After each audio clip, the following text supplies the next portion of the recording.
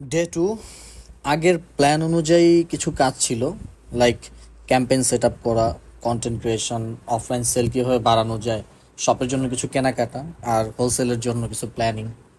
তো সব মিলে দোকান গোছগাছ করতে অনেক সময় লেগে যায়, কজ দোকানে ঢুকে দেখি একদম বাজে অবস্থা, মেজাজটা খুবই খারাপ হয়ে গেছে। দেন শার্ট টার্ট এগুলো সব ঠিকঠাক করলাম, করে দোকানটা একটু ক্লিন করলাম। আর এটা ক্লিন করতে করতে মোটামুটি আলহামদুলিল্লাহ কাস্টমার চলে আসছে।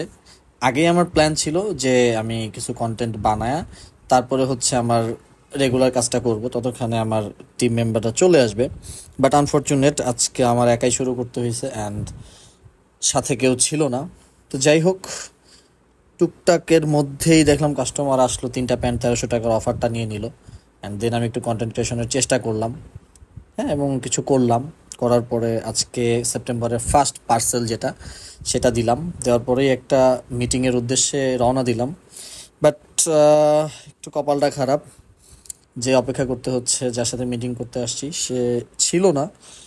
যাই হোক, অপেক্ষা করতেছি। আর সাথে 2টা ক্যাব আনছিলাম, ক্যাব 2টা বন্ধুর জন্য। অনেকক্ষণ অপেক্ষা করার পরে মিটিংটা টুকটাক শেষ করলাম, অ্যান্ড শেষ করেই বের হয়ে গেলাম। বের হয়ে তাড়াতাড়ি দোকানে আসছি। এসে আমার মাথায় ছিল যে ক্যাম্পেইন সেট করতে হবে, কজ এটা অনেক ইম্পর্ট্যান্ট, এখনও অনলাইন সেল শুরু হয় নাই এই মান্থের। সো ক্যাম্পেইন সেট আপ করবো, সব কিছু ওকে, এবং প্রত্যেকটা পেজে আমার অলরেডি পোস্ট করা হয়ে গেছে। তো সেখান থেকে ক্যাম্পেইন সেটের জন্য যখন আমি মোটামুটি আমার কাজ আগায় নিচ্ছি, এই টাইমে কপাল খারাপ হলে যেটা হয়, ইন্টারনেট চলে গেল।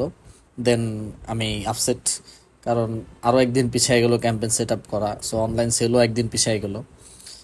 সো বুঝতেছিলাম না কি করব, but nothing to do, alternative চিন্তা করতেছিলাম। টিম মেম্বাররা আপসেট হয়ে গেছে যে ভাই আবার একদিন ডিলে করে ফেললো। তবে এর মধ্যে একটা কাজ ভালো করছে আদিব, ওই ক্যাপের ভিডিওগুলো করে ফেলছে। এই কাজটা দারুণ হয়েছে। সো পুরা দিনের মধ্যে শুধুমাত্র একটাই গুড থিংটা হচ্ছে যে আজকে আগের দিনের তুলনায় 44% সেল ইনক্রিজ করছে, লাভ দিয়ে বেড়ে গেছে। সো স্টেবল হওয়ার চান্স খুব কম।